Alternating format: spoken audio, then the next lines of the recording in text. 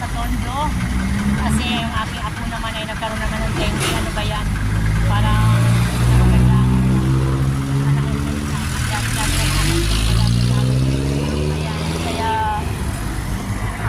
alis kami pero nakiusap yung anak ko na ilipat na yung sasakyan nito sa kabila dahil baka ma-repair. Kaya yung aking anak na lalaki na nagmamaneho dito sa isang sasakyan, lumipat naman doon sa sasakyan para lang ilipat yung sasakyan sa kabila. Kaya mga kapagsiw, ang daming proseso bago kami makarating sa karoroonan namin.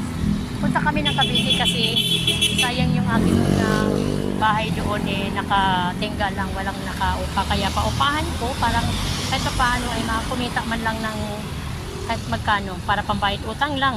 Yan mga kapagsiw. Alam niyo mga kapagsiw, kapag ang taong marunong magbayad ng utang, gumagawa talaga ng paraan para lang makakabayad. Pero sana nga mga kapagsiw, hindi na tayo magkakaroon ng iba pang mga problema sa buhay. Kasi kapag hindi na tayo makakaraos, ewan ko lang. Pero sabi nga nila, habang may buhay, mag-asa pa.